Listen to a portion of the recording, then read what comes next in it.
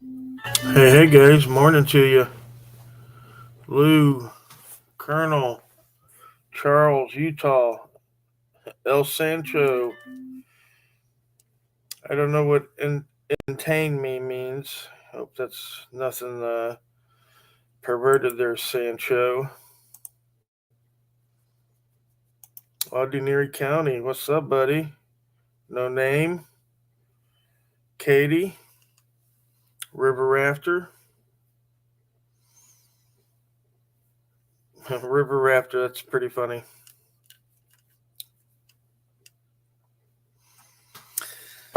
Why El Sancho? Because I got to. Um, how's everybody doing this morning? Snap Phase, what's up? Line one, what's up, everybody? Thought I'd do a little morning stream. Got a StreamYard link there if anybody wants to join. Um, ain't much to talk about. Not a lot going on. You guys know I'm back out on the road.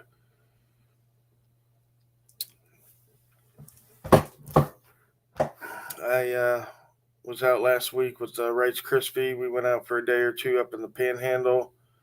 I released a couple of those videos, but I got more to come. I'm going to drop one right after this live stream, as a matter of fact.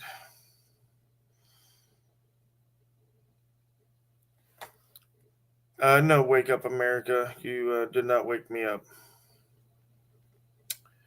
So, I also, in the description, you guys see, I got a couple of different ways there that folks can support me.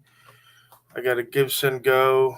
I got an eBay store, which is awesome. So I know Christmas is coming up. I've got a whole crap load of awesome stuff on there, from vintage stuff to new stuff, from sports stuff to Harley stuff to kids stuff. I got a whole bunch of stuff on there. So I got the link to my eBay store down below. You guys can support me that way, or if nothing else, you're poor and broke like me. You can follow me on Facebook, Majorly Awesome, and that would help out immensely. So even if you don't have Facebook yourself, let's say your significant other has Facebook, steal their phone, log into their Facebook, and then follow me, and then sneak it back out. Oh, nice, Charles. Anna Maria Island is beautiful. Beautiful. They've got a lot of sea turtles that nest there on Anna Maria. We got a friend that goes there every year. Her and her family go there every year to Anna Maria, and and they love it. Thank you, Kim Osborne, and thank you, Snapface, for putting that up there. Yeah, I could really use some help on the Facebook page. I'm about 1,500 followers away from being able to have my videos broadcast to a larger audience. So I think that's important. As we go forward, we're looking to get more people involved, and spread the knowledge and the information that we all have and that everybody needs to know. Um, I don't really have any lawsuit updates. They're all pretty much just waiting to hear back from the judges, and almost all of them. On the Bridges case, they did deny my indigent filing, so I don't think that one's going to be a win for us there, because I don't have the money to file the appeal on that. So, um, hey, our guy. So I think not the Bridges case, but the Milne case, which is the one in Mobile. I don't think that's going to be a win for us, but the other ones are looking pretty good, pretty decent. So I'm happy as far as that goes. What's up, Irish? We're going to win some, we're going to lose some. That's just the way it is, and we're just going to keep on going forward. I will be doing a lawsuit video today, I think today or tomorrow, for the Varnville incident. So I'll be actually doing a video and a screen share on how I fill everything out, so that way people that are interested and following along and learning how to fill out their own paperwork, it could give you some tips there. So that'll be pretty fun, and I hope a lot of people watch it. Um, I put out that deposition last night, which, if you haven't seen it, it's incredible. Um, Officer really turns out to be an idiot, um, and the guy really got him pretty good with the questions. So that was pretty awesome. Hey, Ironwood Workman, I appreciate it, my man. Of course, everybody can watch my videos, and that supports me as well. I need to get my numbers back up on my videos. I know people have been watching less because I've been posting other stuff, but now I'm back to be posting my own stuff. Of course, I will be posting, other people's stuff as well. I'm not gonna just not support anybody else since I'm back out on the road. Yes, James Lynn, that Huntsville. I think a lot of us have already seen that. That's where they were working on the car out in the church parking lot. Um, yeah, I mean, a lot of officers are losing a lot of qualified immunity. A lot of officers are losing their jobs, and I mean, more so than ever before. And it's really inspiring to me. Um, for those of you that don't know, I had a hand in helping an officer be removed in Texas City last month after I shared a video of him harassing a citizen in a private gas station parking lot. I know, Digital. What's up? Rogue in the morning. Usually I'm not up this early, but no, I'm just joking. But I'm not joking about the wife and kids being up this early. So they homeschool and they do their own thing. They set their own times, and they do what they want. But as far as road goes, I get up as early as possible. I was up at like 6:30 this morning watching. Well, actually, it came on at 7, but watching Ordinary County's new video this morning, which is pretty awesome. Yes, Digital. Cops have been losing qualified immunity, but what's interesting is that there's a case before the Supreme Court, and it's arguing what's known as the notwithstanding clause. So put a 1 in the chat if you guys know what the notwithstanding clause is, and if you've heard about this case and what's going on with it and what it means to qualified immunity. So if you have heard about the case and you know what's going on with it, put a 1 in the chat. I'm taking taking a thing from old for public safety there with the 1 in the chat thing, but it's a really important case. I want to say it's out of the Fourth Circuit, and okay, so some people have heard about it, some people haven't. So it's a case that they're asking the Supreme Court to review, and basically what the lawyer is saying is that qualified immunity, the foundation of it is built on a lie, pretty much falsehoods, right? And the reason for that is because when the act was passed in 1871, there was a clause in it that said, notwithstanding any other laws of the state or whatever. And so basically, when they recodified it in 1874, they left out the notwithstanding clause. And for the past 100 years, the courts have decided qualified immunity and qualified immunity cases without the full statute, right? So there was a part of the statute that was actually missing, and they were deciding cases, and they, decided qualified immunity based on the fact that this was a half of a statute, I guess you could say. So, recent research done by a professor named Reinhardt, I believe, unearthed the clause that was left out. And now lawyers are now using that. This case is the first one that I've seen, but I will also be including it if they go with qualified immunity on my cases now.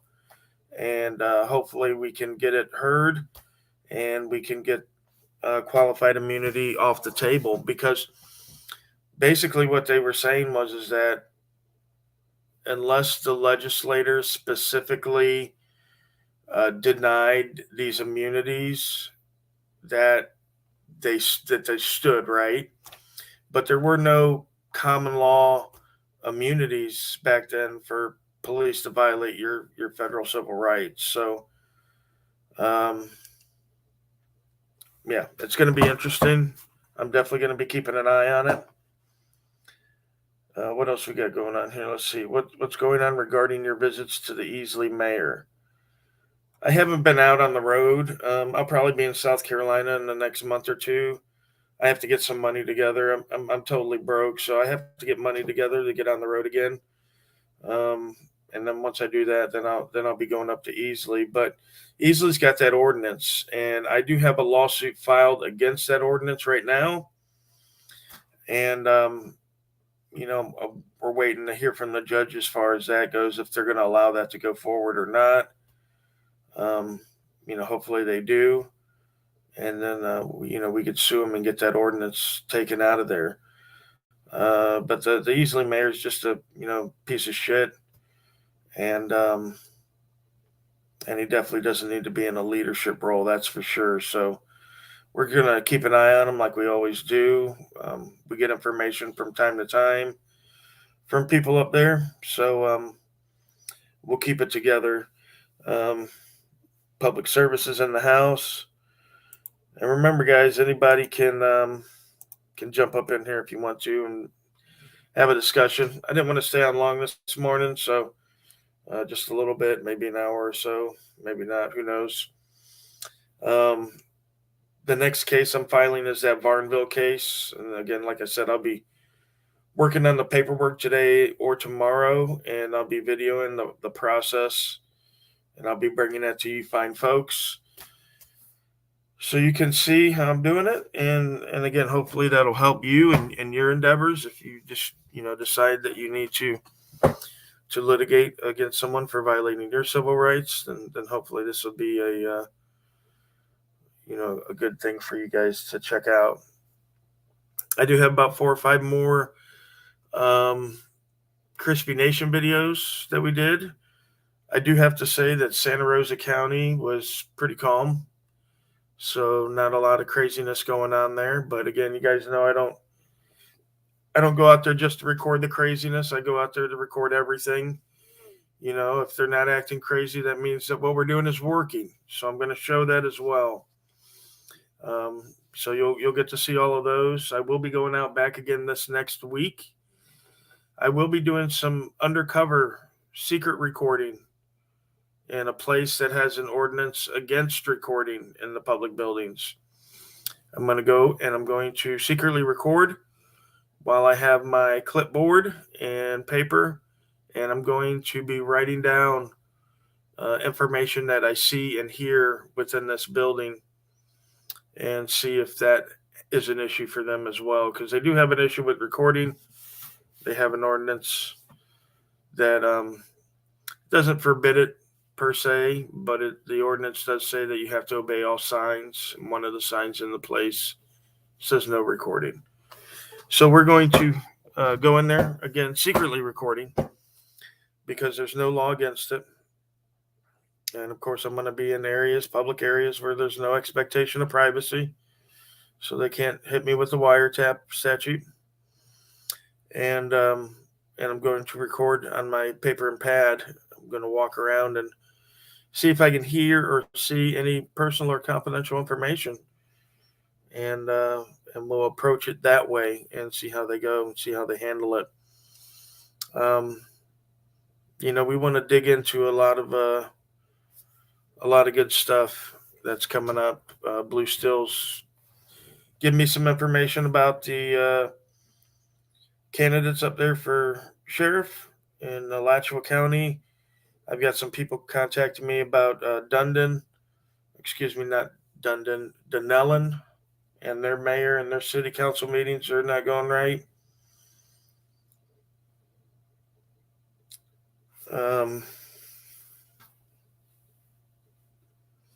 Yeah, Iron Woodworkman, the civil rights lawyer, is an awesome guy. I watch his stuff. I think a lot of us watch his stuff. Same thing with Steve Lato, Lato's Law. Awesome guy. Awesome guy.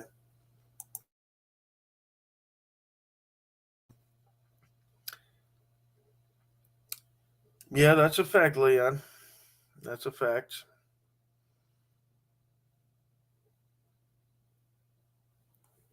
Oh, we got a young man here I haven't seen in a while.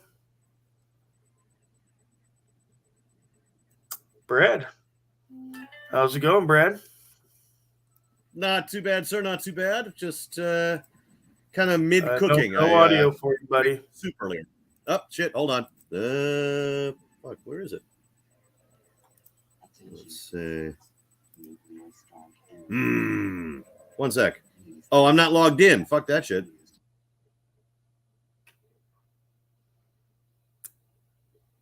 All right. Well. Oh, you hear him snap? I couldn't hear him at all. Maybe it's my thing that audio is me, huh? That's weird. Let me see if I can see if my speakers are even turned up.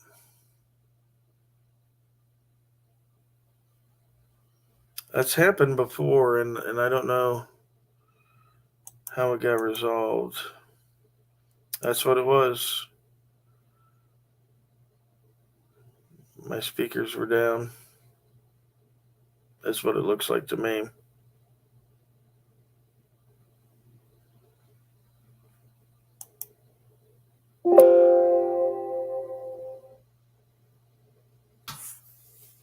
Yeah, for some reason it's not hooking up through my headphones. It's going through my computer.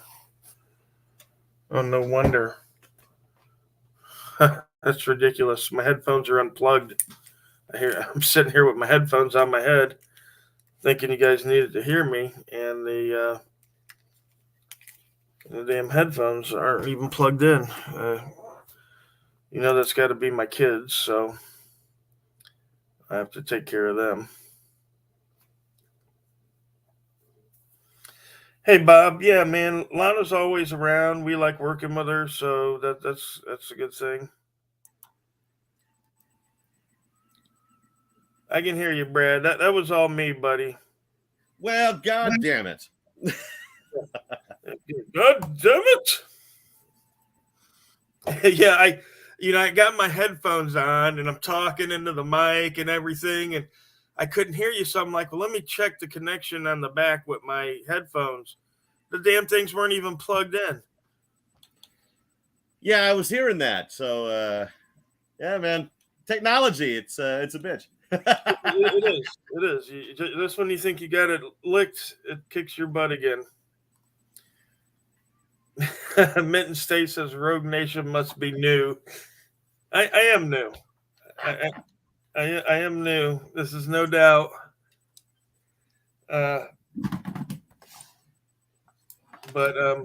Hey, everybody! One Man in Japan with you. We got this new guy out there. His name is Rogue Nation. Goes by Majorly Awesome. So go to his channel, like, share, subscribe if you like him, and let him know I sent you. Right? Absolutely, and let him know. Let him know how to use headphones too.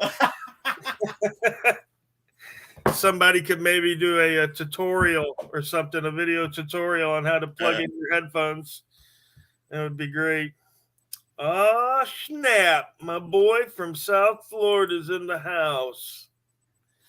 It's actually funny because we were talking about this young man, me and Rights Crispy, and how much we miss this guy here being out on the street with you. and he's just a good guy. If you guys have never seen his stuff, go. If he's still got stuff up, go check it out. If not, me and Crispy definitely have a lot of videos with him in it back in the day.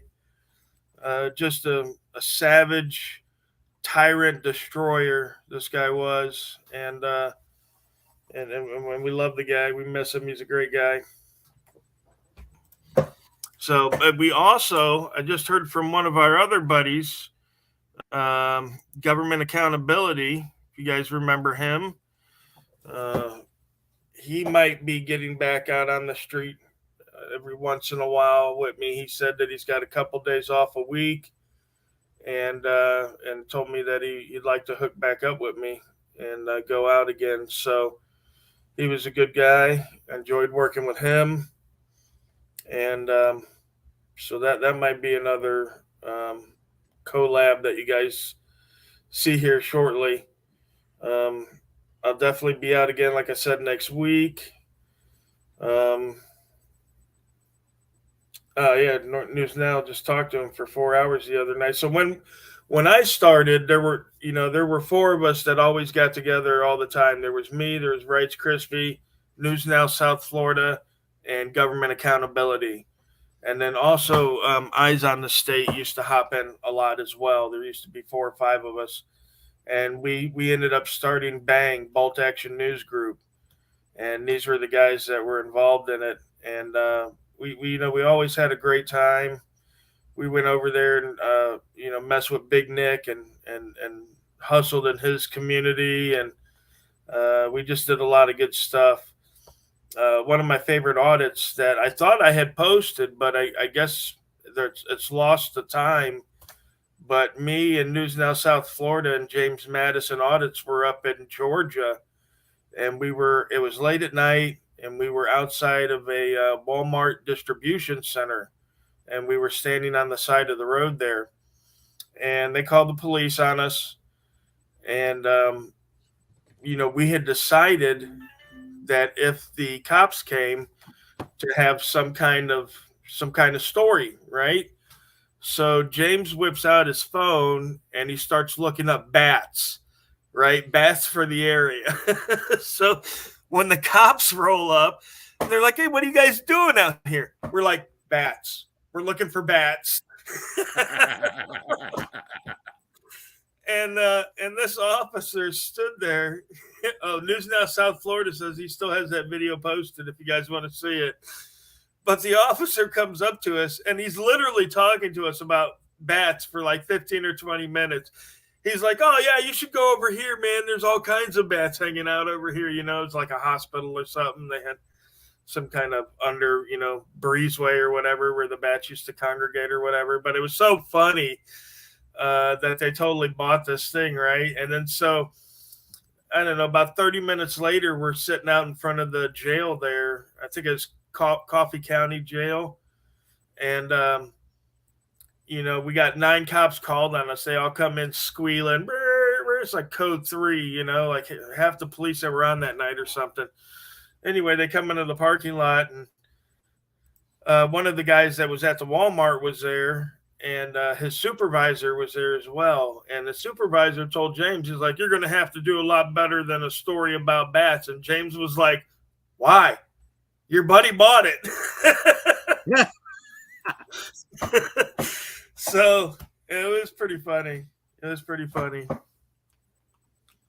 But yeah, that was one of my favorite audits there that we ever did, was that one. And of course, one of my most popular ones is with News Now South Florida, and we're in this truck and we get pulled over, although we were actually already pulled over and stopped. But the officer said he pulled us over, but he didn't. He just pulled up behind us while we were already parked. Wait. Is that the one where it's like, "You're not the figure shit out police, you're the law enforcement police"? Yeah. Oh, man, that's fucking hilarious. I've seen that one. Other people have posted that one with that quote as the title. Yeah. That's crazy. That one went viral pretty good.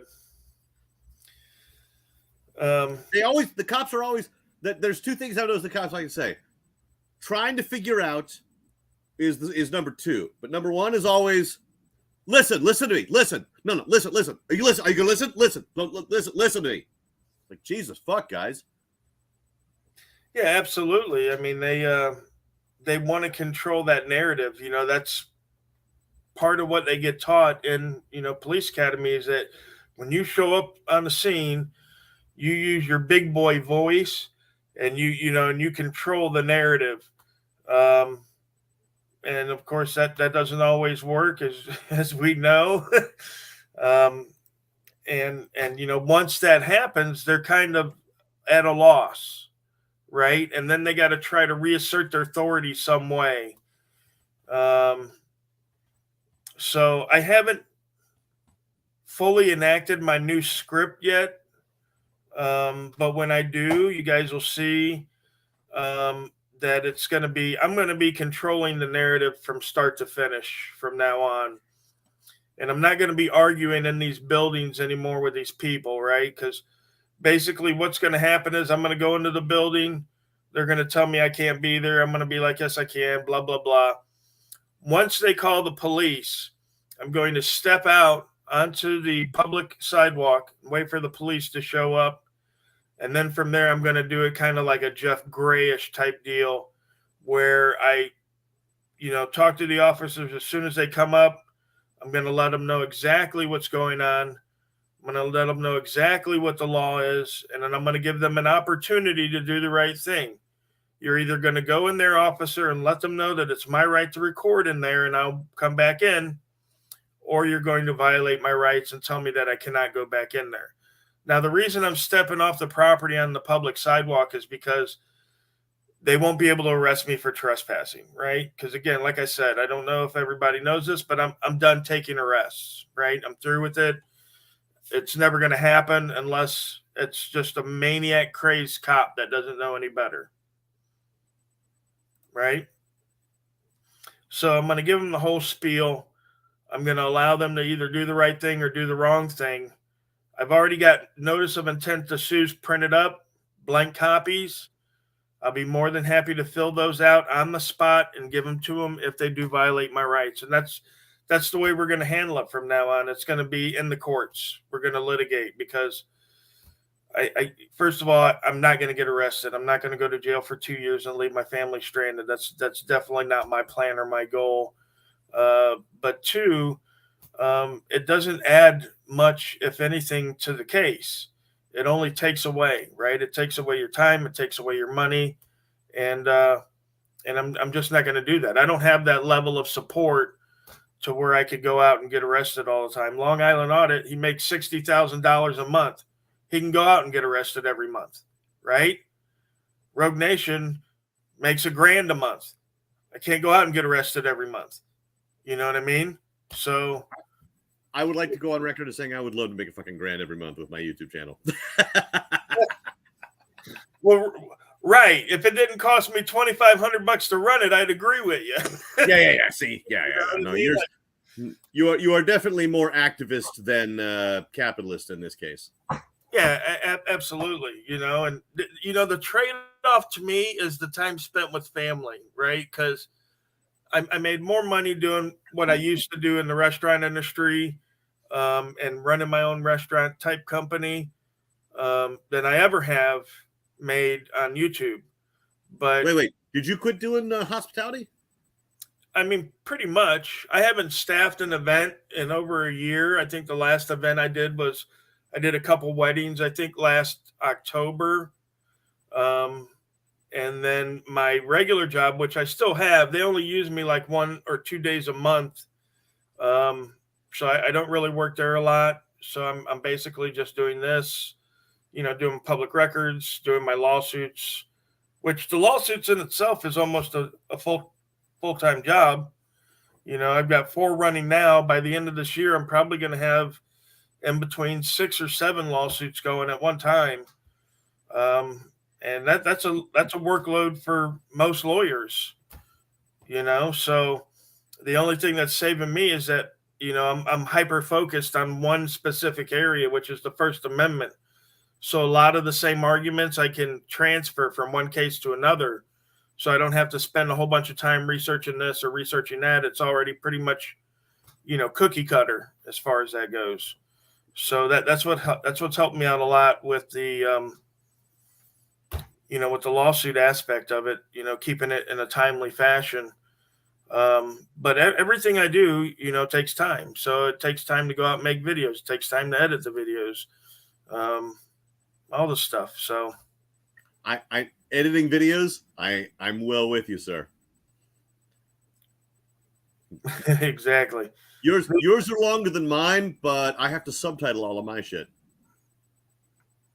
News Now, South Florida. That's pretty funny, buddy. But a 4-hour shift for a bartender from my company it's $40 an hour, so that's $160 plus tips. But $40 an hour. I'm in the wrong business. Yeah, $40 an hour is what I charge for wait staff and bartending with my company. And believe it or not, one man, that's on the cheaper side. I mean, you could pay up to $75 an hour, especially down here in Florida, for a bartender. Man, I'm definitely in the wrong business then. Jesus Christ. Yeah, and if you're bringing and I'm basic, I'm cheaper and I'm on the basic side. I got a portable bar that I can bring for $100, but some guys, they'll charge you $2 or $3 grand for the night for 2 bartenders and a bar or something, So it's big money, and it's only going to grow because people are doing more events, they're doing more dinner parties and stuff like that, like South Florida, where there's a lot of disposable income, Palm Beach and all those areas, Miami, and I mean they do private dinner parties all the time, 10 people, and they'll need a private chef, and they'll need a waiter, maybe a bartender. So those are the kind of events that I used to staff. Thank you, Brandon Mitchell. I appreciate it, brother. Brandon Mitchell's the best, man. And I tell you, man, that is a great job. I love working with the public as far as that goes. I absolutely love it. I've been doing it almost 30 years now, and it's awesome. I love doing events like that, especially one-offs, because you're not working for the same people all the time, right? Like one time I had a lady that wanted me and the other girl that I brought with me to bartend, she wanted us in like retro 80s gear, right? So we went out and we got some retro 80s gear for the event, and just different themes and different stuff and different venues. I've done, private dinners in homes on St. Petersburg on the Bay side, and just beautiful places. And I loved it. It's really good. But what I love more is spending time.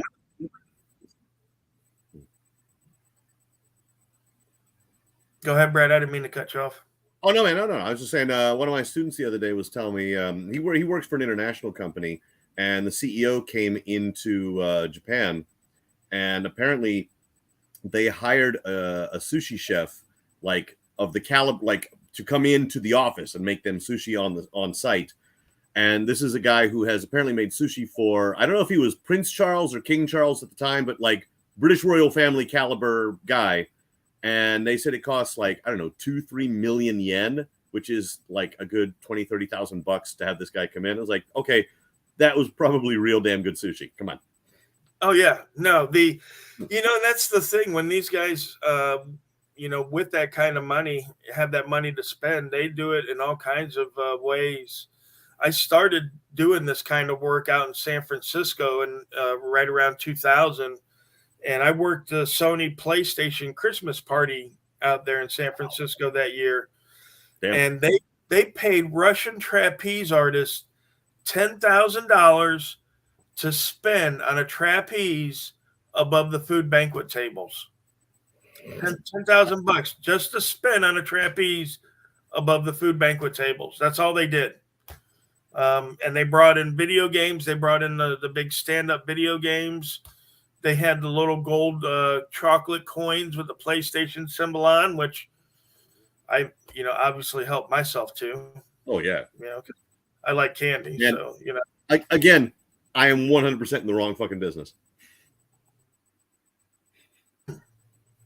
yeah, it's fun. And you know, it's like you said, the company I worked for out in California was called Party Staff, and it had two offices. It had one in San Francisco, and it had one in L.A. Well, the one in L.A. was contracted to do the Academy Awards and the Grammys. So that's the caliber of company that I worked for there. We were, you know, we always wore tuxedos to the events, and we did a lot of weddings at like San Francisco City Hall. We did a lot of like art gallery openings. We did a lot of like doctors and nurses, you know, like functions or whatever when they would get together to have a function. Um, just incredible. Had a really incredible time. Part of the benefits is that you get to eat the same food, you know. So I got a lot of good food when I was out there. Um, so yeah, it was just a great time. And then when I got back home to Florida, there wasn't a lot of companies out there doing the same thing.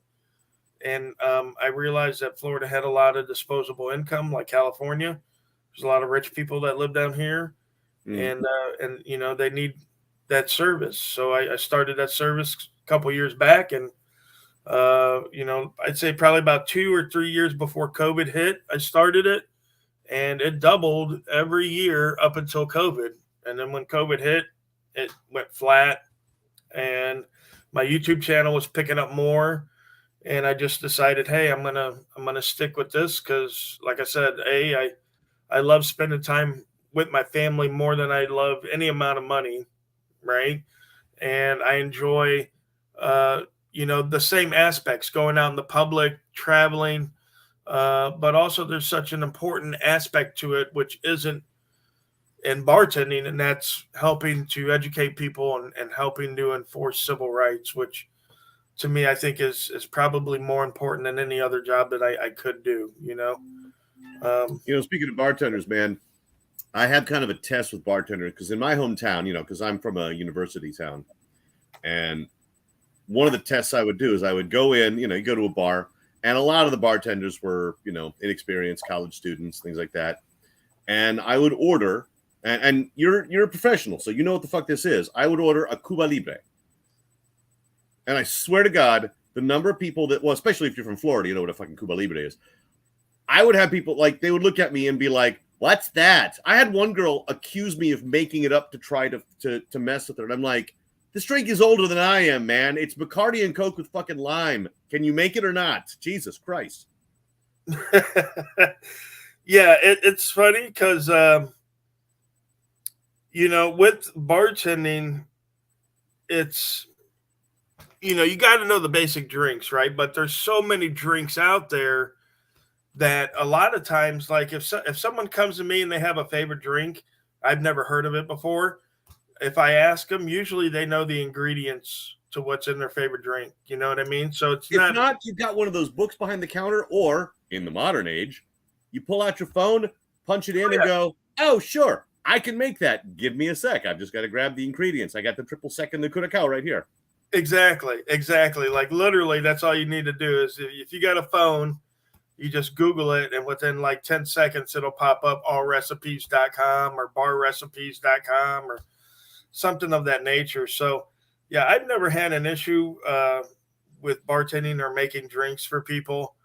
Um, you know, and I worked in a lot of different establishments. I worked, again, when I was out in San Francisco, I got hired at this bar that was a Irish pub, and it was a local pub there, you know, but it was a speakeasy back in the day, and they still had the little door that you know the people would crouch down to go through to get into the back room to actually do the drinking. And then the front of the bar where I worked at, that was the soda fountain. That's where the young ladies and the kids would hang out while the guys went into the back room and shot pool, smoked cigars, and drank liquor during the Prohibition.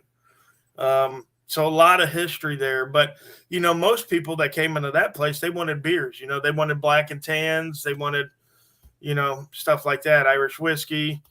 You know, not a lot. You know, they didn't want rum runners or Mai Tais or, you know what I mean? So every place you work, there's going to be a different,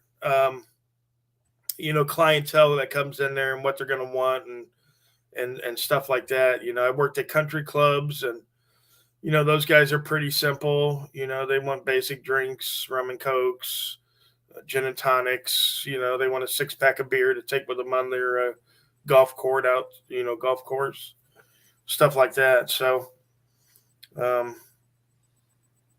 yeah, it's all interesting. Again, like I said, I loved it. I've done it for years and years. I grew up. My mother was a bartender and wait staff. She did that for years and years, and she made great money back then. Nowadays it's not great, but back then it was. But yeah.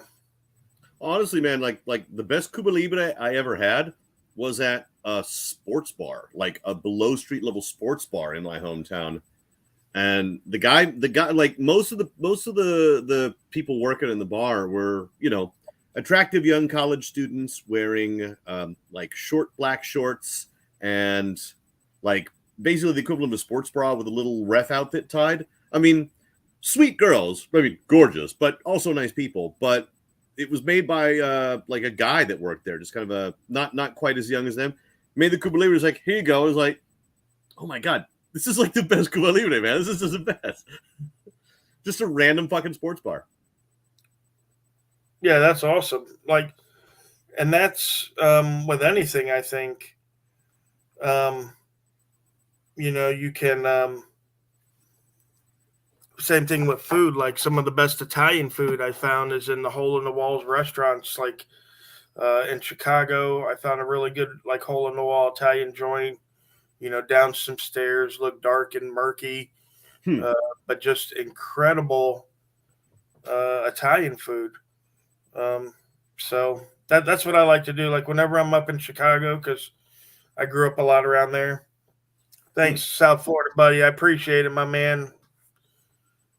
Yeah, well, because I grew up around Chicago, but the place is so huge, you can never see everything, right? So what I like to do is when I go up there, is I like to just drive around and get lost.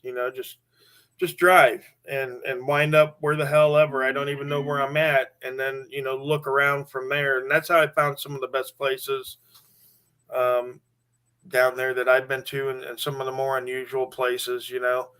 Obviously you don't want to wander into a war zone because there are some war zones there. But I mean, if you know the basic area, you're pretty good.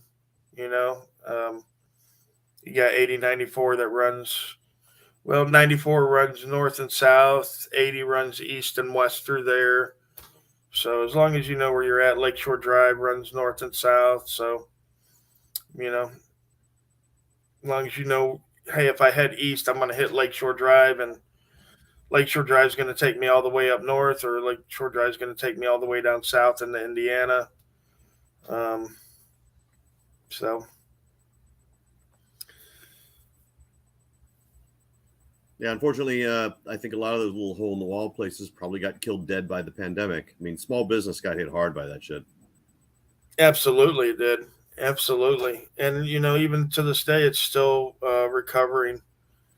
But I mean, just in my neighborhood. I mean, I live in a major city, and in my neighborhood, I can't count how many places that were either chains or independents just got absolutely wiped out because people were staying home, people were afraid to go out because people were goddamn dying, and it's like, yeah, I mean, I get it, but fuck, it's kind of a shame. And the Japanese government was actually paying businesses to stay closed. They were giving them a fair amount of money. Employees were making like 60% pay to not go to work. I did that for a month. It was kind of nice. yeah, it's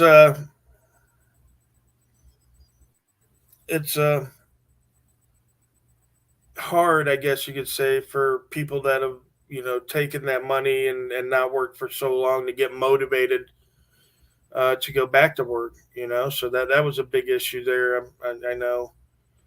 So See, in America, a lot of people are having trouble filling jobs. Here in Japan, if there are jobs to be had, people taking those jobs. That's one of the nice things about this country is that people actually do The work ethic here is pretty strong, like across the board. I just wanted to point out to News Now South Florida that Wrights is the 1791 guy. I think I think it was 1776. Oh, does Wrights do 1776 too? I thought it was 1791, but I think you're right. I think it is 1776 that Wrights does as well. But yeah, these guys have always had my back. They're just some of the best guys around. I can't say enough about the good people that I've met doing auditing. You know, the people that are in my chat, obviously that I talk with, the people that I go out with on a daily basis, or used to go out with on a daily basis, like my boy News Now South Florida. I was, Dr. Sean Berry. I've been out and about, with a lot of these guys, and just great people. That's why we get together down here in Florida. You don't see an auditor get together out in California. You don't see all the auditors and subscribers coming together for a barbecue like you do down here for like Solo Yackers events, or even when we had the thing at Wright's Krispies Place. So, I mean, every state seems to be a little bit different. Like Arizona had that real strong crew that all basically formed around DirectD, and then he basically decided that most of the Arizona auditors did not have the stomach for it, and kind of dumped everybody. And lately, I think between whatever lawsuits he's got and his new kid, he's mostly just been featuring other people. And I haven't seen most of the other Arizona auditor guys prominently displayed. No, and I think it's also the fact that I think he's on the run. I think D's on the run. I think he's got a sentence of like 5 days that he was supposed to serve that he didn't, and I think that's why he's not out on the street right now. Well, also he said he was moving. I think he was getting the hell out of Arizona. I think he was moving to one of the adjacent states because it was just too hot for him. But yeah, I mean, like at one point, and I don't know if I agree or disagree with him, but at one point there was something that he saw that his other auditing buddies, his other cop watching buddies, my fault, I just had an adverse reaction to it. He didn't, because he's seen a lot more shit than they have. And I think he decided, yeah, he can't take him seriously anymore. And he basically just stopped hanging with him. Yeah. I saw a lot of that as well. But, I've been out to Arizona. I worked with some of the folks out there. I worked with, and I don't know if he's still out there, but First Amendment Strike Team was down in Tucson. I worked with him. I worked with Pikes Peak while I was out there as well, which Pikes Peak is in town today. So hopefully we're going to be able to meet up today. He's another great guy. He's from Colorado, but he was down in Arizona at the time I was. So we hooked up and did some watching.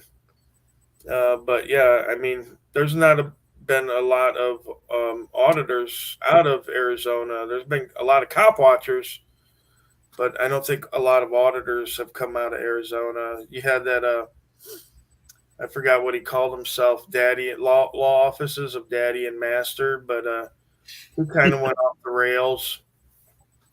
He kept targeting the state's attorney, and they ended up getting him for something.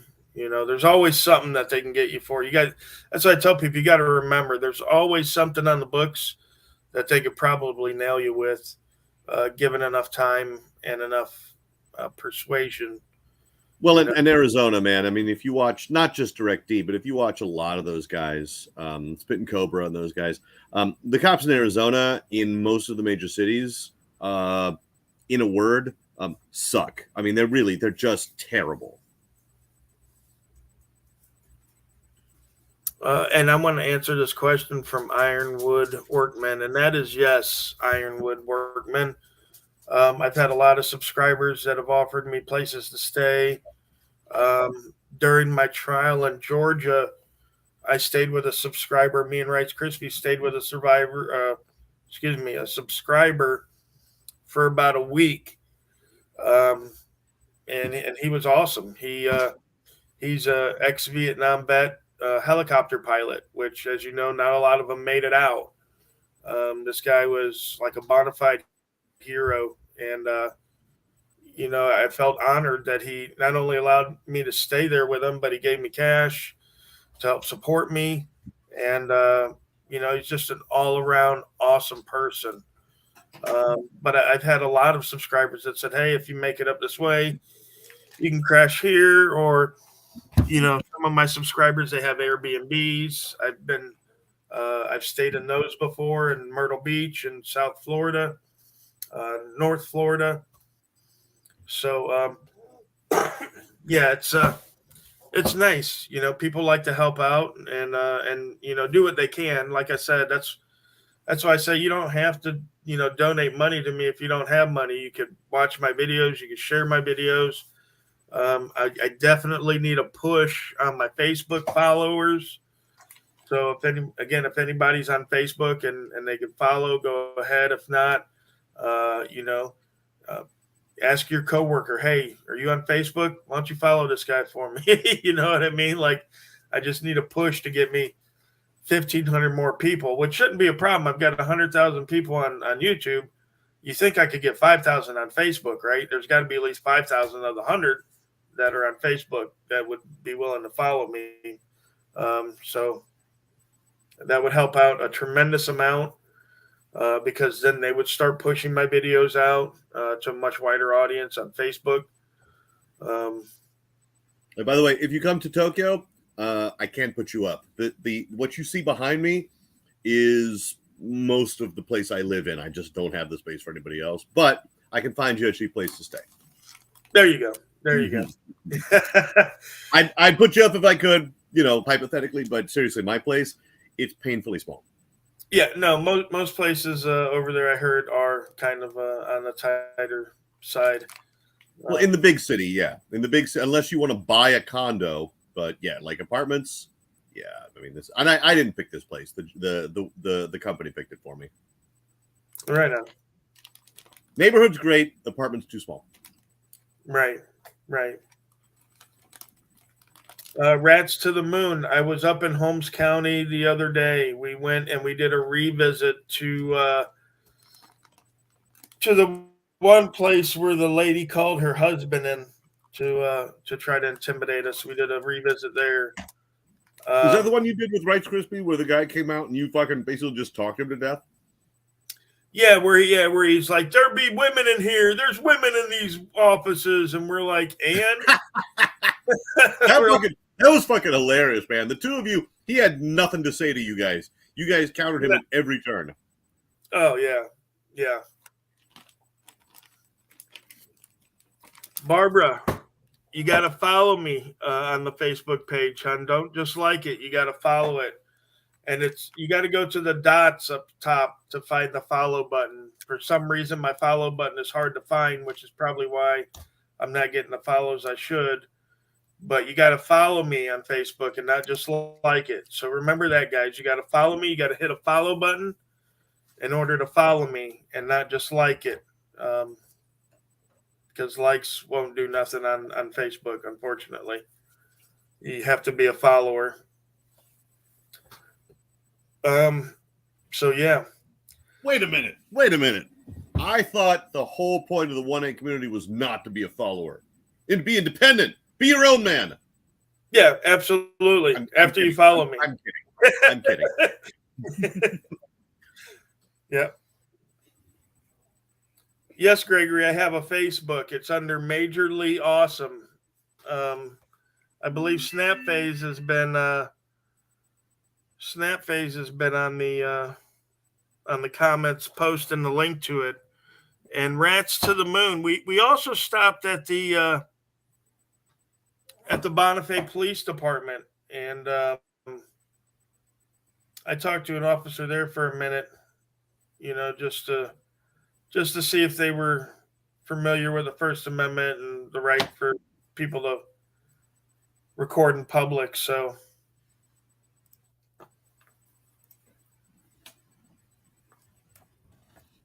Yep. So, oh, there it is. HPR News. Good to see you, buddy. And then Lou right behind them. Excellent. Awesome. Thank you, guys.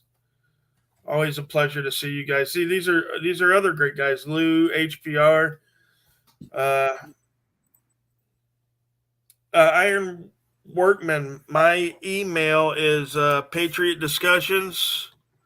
Hold on, I'll put it in the chat right now. Yeah, discussions with many patriots. Yep. That's the fucking that's a professor quote, man. That one, I fucking love that quote. He's like, but patriot discussions, and you're like, yeah, discussions with many patriots.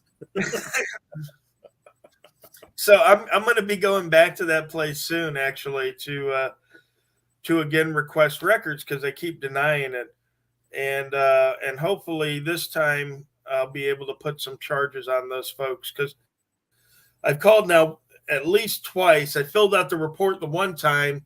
The second time I couldn't wait for the cops to show up. They just weren't coming fast enough. We had to go somewhere, so I wasn't able to file a report on the second time. But according to the state statute, if you knowingly violate the records law, this is a misdemeanor. So I'm hoping to eventually start getting these people charged or reprimanded or something. I don't want to have to sue for these records. I mean, to be honest, I'm just testing the system. It's not that these records are uber important to me or they're going to expose some massive fraud. If they were going to expose some massive fraud, then I would sue for the records, right? Because it'd be worth the time. I didn't see my boy jump in here. No, man, you just got to nail that shit to the wall, man. If they're gonna violate policies and laws, I mean, make them pay for it. Set a precedent. Don't let them get away with that shit. Absolutely. What do you got to say there, South Florida? I don't know. I got some weird echo. There we go. Is that better? That's fine. I hear you fine. How you guys doing? What's up, one man? Hey, South Florida. You're not the figure shit out cop watcher. You're the hold cops accountable cop watcher. Goddammit. That's right. He's talking on the computer, dummy. You don't have to bark out the window. My dog's barking out the window because I'm talking. There's somebody. I hear somebody. Where is it? It's right in front of you, dog. Yeah, that's funny. Well, good to see you, South Florida, man. We've all missed you, buddy. Yeah, I miss going out there, but I still jump on people's chats and streams and say hi and all that. But that's just as important, my friend. And one day, I'm sure we'll be, back out there again doing something. I mean, you can't work forever, right? You're going to retire someday. That's right. I got to get out of my job if I want to go back out there. And they put the stop on that for me there at work. So what do you do that they won't let you go out? I do something that they are allowed to tell me whether or not I can control my speech or not. Do you work for perhaps one of the armed forces? I am not going to say who I work for, but they do have the ability to control my speech to some extent. Yes. Yeah. They do. No, I got a buddy who works for the Army. He's not in the Army, but he works for the Army, yes. And yeah, he has a lot more restrictions on what he can say and do in his life. Another way to say it in the immortal words of Press On, I have given up some of my rights to have some privileges. Yeah, well, as I recall, when you work for one of the armed forces or the government in general, you tend to take home a much nicer paycheck. Yes, and you tend to give up some rights and earn privileges. That's correct. Well, that's true as well. You say, "Hey, I work for the government," and they go, "Oh, I'm sorry, sir. Have a good day. Watch your speed, sir." No, unfortunately, I still get tickets every time I get pulled over. Oh, well, that's right. Yeah, that's not one of the privileges he acquired in the trade-off. Yes. Well, then what the hell? I mean, what do you talk about privileges? Like free coffee refills at Starbucks? I mean, what kind of privileges are we talking here? I'm talking about in the Constitution, and right around the Fourth Amendment when rights turn into privileges. Yes, that's the fair trade. The Fourth Amendment is the first time. The Fourth Amendment is the first time person is used instead of people. So when you're when you're working for the government or at certain times in everyone's life, they forego being one of the people and they become a person, and persons have privileges where people have rights. You should watch some Press On stuff. He does a lot of dissecting of the language. Yes, the 14th Amendment, it tells us that all citizens have privileges and immunities. It doesn't say nothing about rights. Right, correct. Yep. So, See, man, you guys keep saying person, and all I can think of is person, woman, man, camera, TV.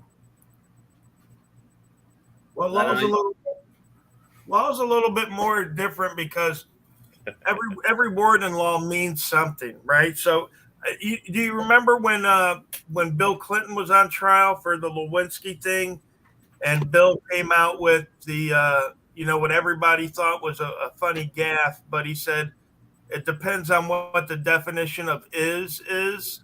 Right. Well, come to find out, is has like 34 different definitions in law. Yep. So, Which is fucking weird because is just it's to be. It's just a conjugation of the verb to be, for fuck's sake. Right. Well, the United States has 75 different definitions in the federal code. So I've even found a definition of the United States that only applies to the paragraph that it's cited in, right? So that's what legalese is. And that's why most people have a problem understanding law, because when they start reading statutes, they assume that the words have the common meaning associated with them. Right. And while some of them do, a lot of them don't. I would argue none of them do. I think the interpretation of language and the interpretation of words is a subjective thing. That's why lawyers and courts exist, to break down. Let's boil this down to the essence of the most popular meaning of these words, because X, Y, and Z people can read the same word in 10 different ways. That's right. And that's why the way the courts work is they'll give a plain meaning to a word unless it's been statutorily defined or has been defined in case law, right? So here's a perfect example. The word income. If you go to the IRS, they'll tell you that income means every dollar taxable revenue. Right. It means every dollar that you get is income. But the IRS isn't allowed to define the word income because the word income is in the Constitution. So only the Supreme Court can define the word income.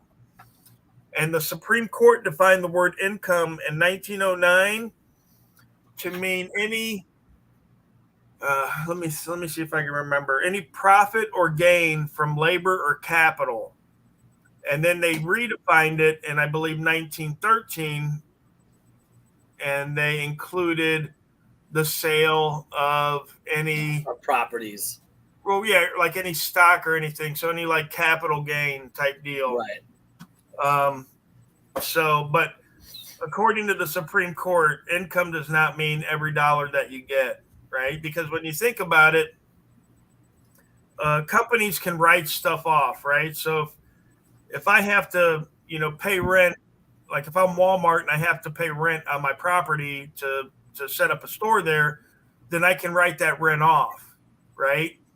And Americans, we don't get that write-off ability, right? So there's only been one lawyer that I've ever heard of that ever argued the argument correctly, was a gentleman named Tommy Cryer out of Tennessee.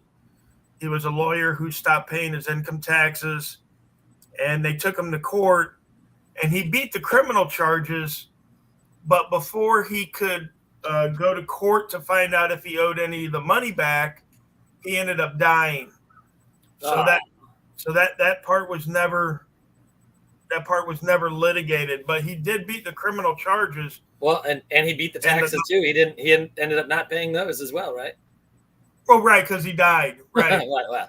I mean, he kind of won and lost at the same time, I suppose. But I don't know if his estate had to pay those taxes. You know what I mean? Like his estate could have had to pay them. Right. So his argument was that not all money that he receives is profit or gain. right? And he worded it like this. So okay, let's say I'm a bartender, right? Because that's what I do by trade normally. So I'm a bartender. So before I can even leave my house in the morning, I have to eat, right? And I can't show up to work naked, so I got to have clothes, right? And the job's 15 miles away, so I can't walk, so I need a car. So all these expenses I have even before I can start to make it to work. So none of that gets deducted, right? Because as Tommy said, at the end of the month, there is no profit, right? I spent all the money on eating and schooling for my job and whatever else have you. So, but that's how the IRS taxes us. They tax us like every dollar we get is profit when actually none of it's profit. Right, because we paid so much to get it.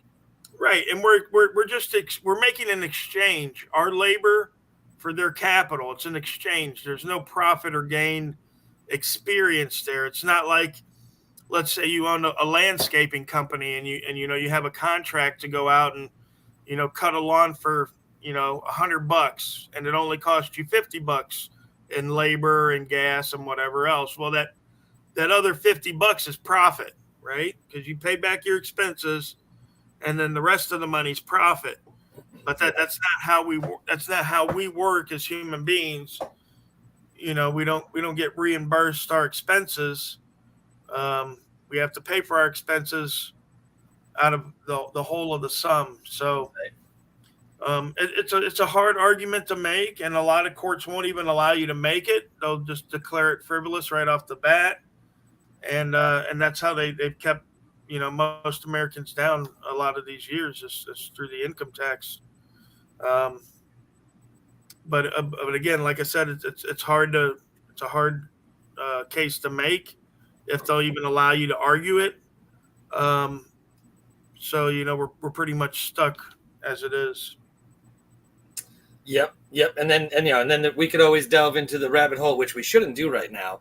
But we could always delve into the rabbit hole of how the government steals our labor and our time through inflation, because we'll never get that labor and time back, and every time they increase or decrease the value of the dollar that we're getting for our labor, they're basically stealing our time and our labor.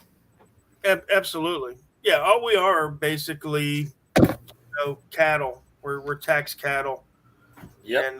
And that's how they see it. And they want us to be ignorant spenders. That's it. Ignorant consumers. And most people, fit into that category. Absolutely. I did for a long time. I didn't care what was going on. I just wanted the girls and the clubs and all the cool stuff. And if you ask most people, 99% of people already have in their mind what they want to buy, right? That's how we know we're consumers. If you ask people, hey, what do you got to buy coming up? They'll tell you what they need to buy, what they want to buy. They already have it in their mind, right? Oh, I want to buy that new boat. I'm saving up for that new boat, or I gotta pay to have my roof repaired. So everybody in their mind already has money that's already spent as soon as they get it. Already tucked away inside their brain, because we've been turned into consumers. It just didn't happen, right? We were actually pushed into being consumers by people like Edward Bernays, which again, if you guys haven't seen it, The Century of the Self is an incredible video. It's free. It's on YouTube. Say the title of it again. It's called The Century of the Self. The Century of the Self. All right. Yep. The Century of the Self. It's not letting me make comments. It's telling me I have to join the chat to make a comment. What the heck's that all about? It just connects you to because YouTube. I did it earlier. It just connects you to your YouTube account. Yeah, because he went away.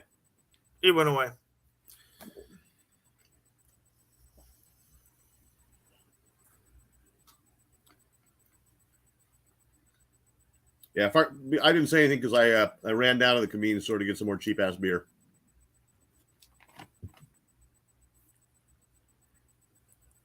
Yeah, he might have went to grab something to drink. No, I figured he either way, probably. I think he's probably connecting to the account and probably knocked him out of the chat. yeah, there he is. You know what happened? I don't know what happened. I tried to go join the chat and then it signed me off or something. I don't know. That's all right. It still won't let me chat, but that's okay. Oh, we have a troll in the chat. So the Yep, he's an El Bay. Wait, what? Who is it? transparent racist Yeah. wife beaters. Well, I don't have a wife, and my ex of 9 years was Puerto Rican, so I think I can check both of those off as not true for me. Wait a second. Who's this? Who's the troll? I'm not seeing any troll. There it is. It should be up on your. No, I see him now. Yep. Yeah, you can always tell a troll by their uneducated comments and their generalizations. Right? They love to generalize. Well, you're a Klansman because you got your KKK. I hate children because my picture is of a child getting absolutely fucking creamed by an automobile. And also you could tell he's a troll because he can't think. Oh, he's saying your Klan avatar. Oh, I see. That's what I'm saying. The Marilyn Monroe shot of a cop hiding under a Klan outfit is supposed to be ironic, I think. Not. Yeah, exactly. You goddamn racist. I cannot believe you've been hiding it all this time. Let me, since there may be other trolls out there, let me break a couple other molds for you guys. I have a college degree. I have a bachelor's degree. I have a job. Yep, imagine that. I actually work full time. And so there's a couple other ones. Look at that comment. I have a BS in biology with a minor in zoology and a minor in chemistry. You might have me beat, but let me see. Maybe. Good luck. I'm gonna have to jump in here. Zoology, my friend. Zoology. I know, but normally when you say zoology, people don't understand it. It is. I just concede to the notion that most people will call it zoology, and it is. You're right. It is pronounced zoology. I teach English for a living, and even before that, I was kind of insufferable. But now that I teach English for a living, I'm 100% insufferable. I'm sorry. Where does he keep going? He keeps hiding. We don't bring receipts here, buddy. Not to show trolls. I hit a button. I hit a button and kicked myself out. Sorry, what were you saying, one man? Oh, I was just saying. I was like, before I started teaching English for a living, I was really bad about correcting people's grammar and pronunciation. I will admit.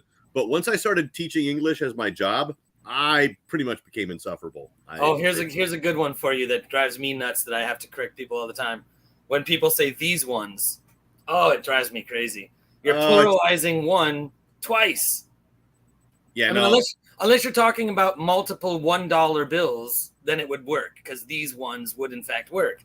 But when you point to I want which box of whatever do you want? Oh, these ones. Oh man, it drives me crazy. Yeah, like these would be fine, or the ones in that box would be fine. Yeah, these ones is just fucking weird.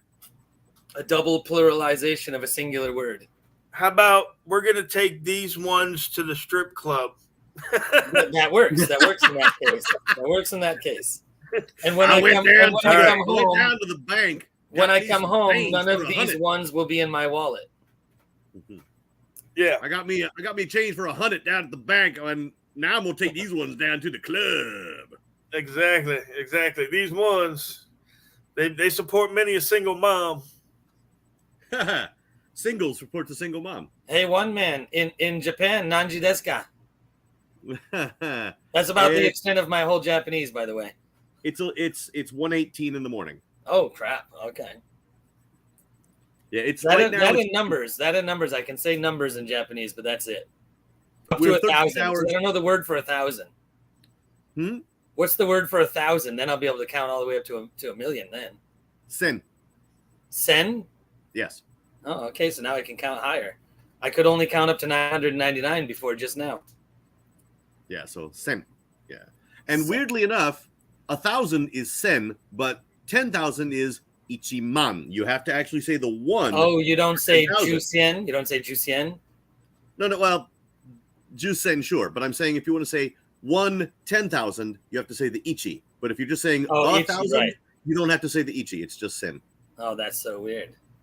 Yeah, but they counting count in things- Japanese is pretty easy. Once you learn 1 through 10, it's just, it's just the same words over and over until you get to 100, hyaku, which you got to say, and then you can count all the way up to 999. Yeah, but once you get past, like, the thing is, most Western countries and anybody that goes off Arabic numerals counts in groups of 3, but Japan counts in groups of 4. Oh, So once you get to like 100,000, to them that's 10,000s. okay. All right. Yeah, that's it takes a little getting used to. Oh, hey, Rogue, let's you should address Mexican Free Press's comment here. This is a good comment, a good question. He wants Which to know he what posted. you can find it and post it on the screen. He wants to Which know he's what posted more happens than once, by the way. when governments delete comments from their Facebook pages. Is there something that can be done for them deleting them? Legally, yes. Realistically, will something be done? Who knows? But address that for him, if you don't mind. Yes. No, absolutely. It's a great question. And you can sue them for deleting Facebook pages, or excuse me, comments off their Facebook page. I do believe I have a video addressing this in my backlog. You'll have to look through and find it. If not, you can contact me and I can get you the case information. But there's already been case law made out there for people that have had their comments deleted, and they've taken them to court. So definitely. And what I suggest is if you guys are out there and you're commenting on Facebook pages of videos that you've seen, when you make the comment, go ahead and take a screenshot of that comment, and then, document everything, right? Go back. If the comments erased, screenshot that. And then from there, I would ask, or you should, record request from whoever's running their Facebook page. It's usually the public information officer, but request a list of banned people or people whose comments are hidden on the page, and see if they'll give up that kind of information. But yeah, that's definitely actionable. It's a violation of your free speech. So I definitely think that people should start addressing that as well.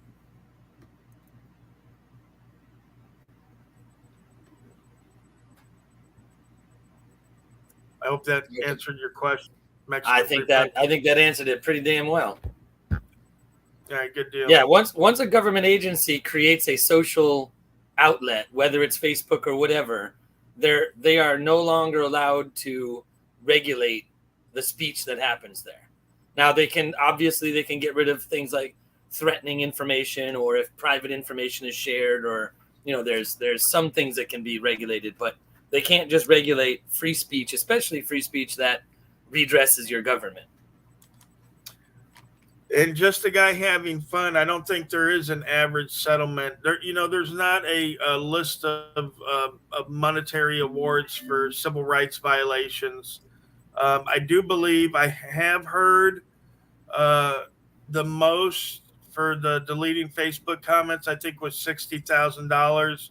But don't quote me on that, okay? Because I got a lot of shit in my head, so sometimes I get it mixed up. But definitely look at it. But I mean, you can imagine at least, $5 to $10,000, I think, would be a good asking or starting point.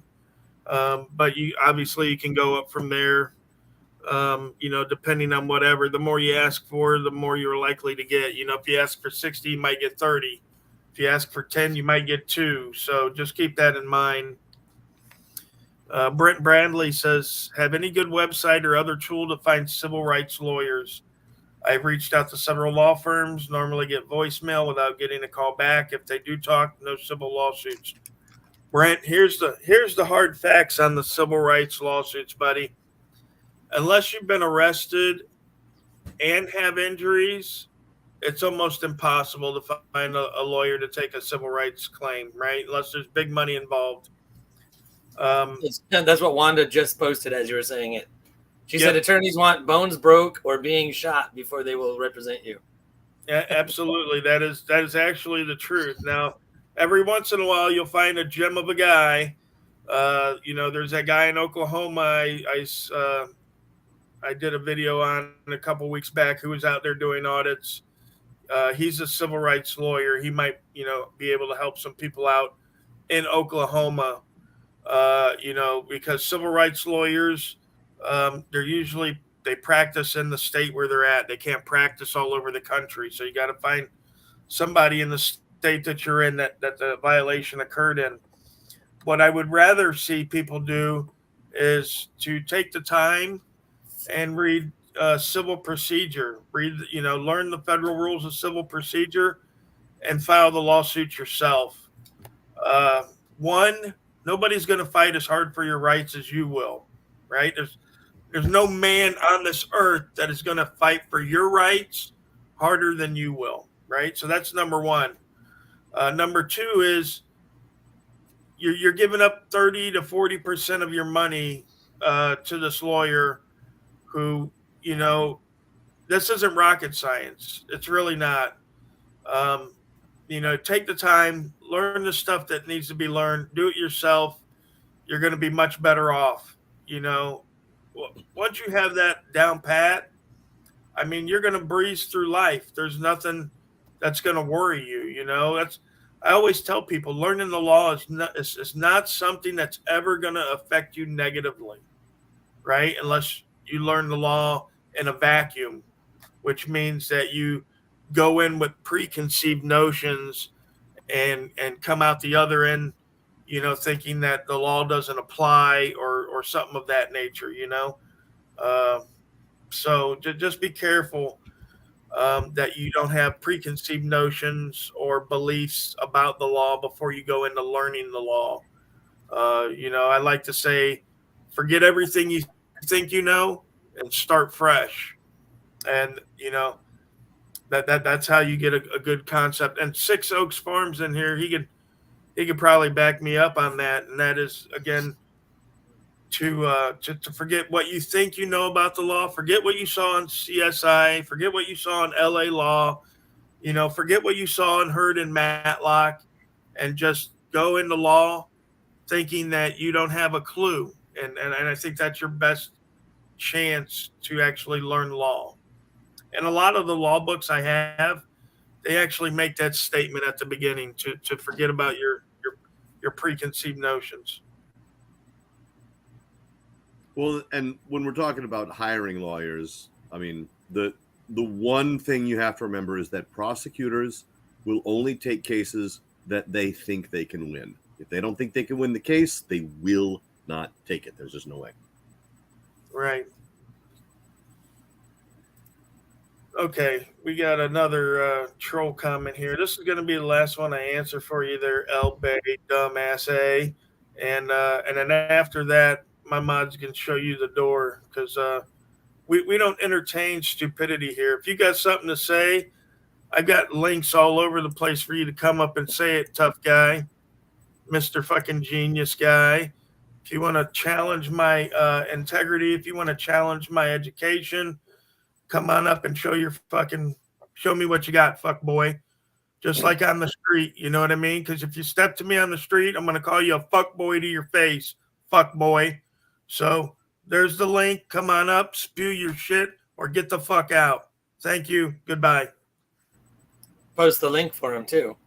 No, he did. It's right there. Okay, all that guy has to do is just click on it or copy paste or right click, just like the rest of us get in here. It's one thing to sit behind your keyboard and, talk shit, but you really want to talk shit? Come up onto the live chat and talk some shit. Hey, speaking of the live chat, everybody, I can't chat for some reason. It says I have to join, and every time I try, it kicks me out. So just a couple of highs. What's up, Geo? What's up, Cammed Up Caveman? I know you guys personally. I don't know if I know anybody else in there personally that I never said hi to, but if I missed you, I'm sorry. Thank you. Sorry. So, yeah, this is, this is something that they HBR News. Hi, HBR. Sorry. Okay, I'm done. I'm done. Don't forget Dr. Sean Berry. I already said hi to him when I was able to chat. Oh, okay. All right. So, See, You I've know- just got a second window open with YouTube, and so if I want to chat, I just click over to that tab and type into the chat there. Oh, that's a Well, good idea. that And, works. and in order to avoid the echo, I just silence the YouTube. Right. and it- Yeah, that makes sense. Yep. So what these guys like to do is they like to say how smart they are and how stupid we are. So what I've done for like the last 2 years is I put out a challenge to any of these anti-auditors that if they really wanted to stop us, this is what they would do, right? Because I put up my channel, I put my channel on the line, right? I said, if you guys think you're smarter than me, I'll hire a professor of law to moderate a debate. We'll find a non-biased platform, not an auditor channel, not an anti-auditor channel, but an unbiased platform. I'll hire a professor of law to tell us who knows more after the debate's over, and we'll fucking debate. And if I lose, I'll shut my channel down. And I've had zero anti-auditors take me up on that claim. That's very John Felix of you. Yeah, dude. Listen, I put my money where my mouth is. You know what I mean? You want to talk shit? I put my money where my mouth is. All these other guys, these anti-auditor fucks, they're just out there talking shit with nothing to back it up. I think you've given them too much credit. I think you're wasting your time. Mostly what they're doing is they're just using somebody else's hard work and activism, reposting it, and going, hey, check this guy out, man. Look at this fucking cop puncher on it. Oh, my God. And they're making money off of somebody else's work. It's sad. Yeah, and those are the content creators, the anti-auditors. But there's a slew of their subscribers out there that think they're the bee's knees as well. The cat's pajamas? Yeah. Hey, you know what? I'm not immune to learning something new, and I always love to learn. So if someone's got something to teach me, I'll be more than happy. But that's not what this is with these guys. These guys would think I was the smartest person ever if I just believed everything that they believed. I would be invited to their birthday parties. I'd be the best man at that dude's wedding that was just here, as long as his opinion was coming out of my mouth. We saw that with Mark Stout. Those guys hated Mark Stout. He was going to sue one of their content creators. They said that, Mark Stout was an idiot, blah, blah, blah, didn't know the law. Then as soon as Mark Stout switched sides, now he's like their legal fucking guru. Now he knows everything about the law, and he's going to bring down the auditors. I'm like, it's so transparent and so fucking disgustingly stupid. You know what I mean? Like, how do you folks? What has he done? What is his method? He picked he's gone after a few auditors, but mostly he went after Long Island Audit, and that's kind of the focus of his channel. The last I checked, anyway, is that he says, "Well, I'm just going to go after this one guy. This guy is one of the most popular auditors on YouTube right now. So if I just ride his fucking coattails, I can skate on some money," which is really all he ever wanted. I like that comment from public he service. openly admits that he Oh yeah. Comment from the public. I like that one. Screen, but yeah, the obedient always think themselves as virtuous rather than cowardly. It comes to the people that fall squarely within one standard deviation of the top of the bell curve, which is most of the people that hate auditors, because we're the outliers on, we're 2 or 3 standard deviations away from the bell curve, and they don't understand it because of what this guy just said. They are obedient and they think they're virtuous. Absolutely. I mean, no man wants. They're going to be the first ones to drink the Kool-Aid for sure. Yeah, of course. And it's granted, it's hard. No man wants to look at himself in the mirror and says, hey, I've been a fucking fool my whole life, and I've been led astray, and what I thought to be true is not true.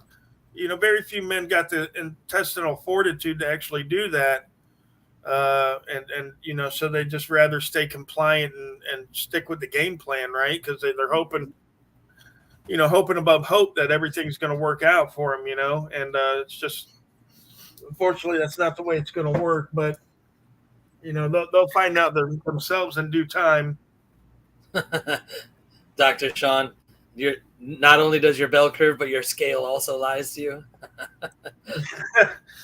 Yeah, no doubt. Especially the triple beam. All right, so Basin for Life says, do you have thoughts on call flooding, like what happened with Craig Hendry and his watchers sending threats and emails and phone calls? Or like President H now and the arrest he took for all the people calling. Right, and here's the thing. I mean, I'm not responsible for what other people say or do, right? And President H now has already beat a case on that. And he'll probably beat it again. And Hendry will probably beat this one as well for, people calling. You can't control what people are going to do, right? And, putting out the numbers that are public anyway isn't a call to arms, unless you specifically say, hey, you guys, I want you to flood this place and teach them a lesson. That might be construed along the lines of doing that. But as far as I'm concerned, I hope that people, when they call, behave in a professional manner, because again, this does reflect on my work, right? Because, and just like it reflects on Craig Hendry's work now, because now people are looking at this guy as like a scumbag. People are calling him a scumbag. He's got an article in the paper where, all these people are calling and threatening, crazy stuff to public workers, and it gets reflected on him and his work. And I don't want that reflected on me and my work. So I hope that when I do leave the numbers that people use them responsibly. I know this kind of stuff makes people upset, right? And I'm not trying to limit anybody's free speech. I just want people to realize, what we're actually in it for, what the goals are, and we can't move forward on those goals without doing it in a proper way, right? It's the bottom line. So, that's my hope. Now, does that always happen? Probably not.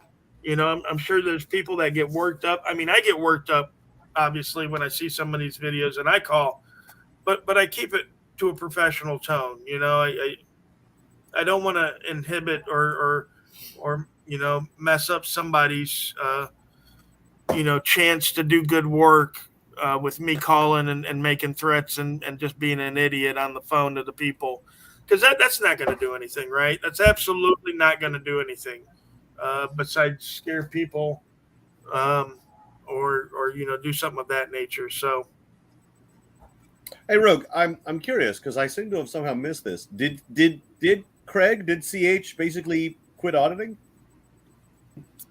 No, I think he's just going through, court cases and arrest right now. He's had a couple arrests, and I think he's got like a warrant out for him, or he's got a $10,000 bond. It's hard for me to keep up with everybody with my own stuff, but Let's say it's just like if you go to the CH and Tie audits page, it's no longer the CH and Tie audits page. It's got another name, and I thought, well, Christ, did he get basically like warded off of auditing? Because that would suck. He was a good one.